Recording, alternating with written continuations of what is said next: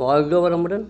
ஒன்றிணைந்து மற்றவர்களுக்கு தன்னலமற்று சேவை செய்யும் மனிதர்கள் ஆனந்தமாய் வாழ இந்த பிரபஞ்சமே அவர்களுக்கு வழிவகுக்கிறது.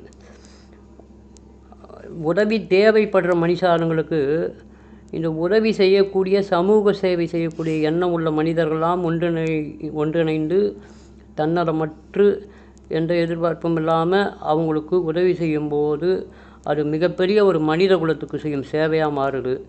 அப்படி மனிதர்கள் எதிர்பார்ப்பு இல்லாமல் செய்யக்கூடிய சேவையாகப்பட்டது மிகப்பெரிய மகிழ்ச்சியை கொடுக்குது.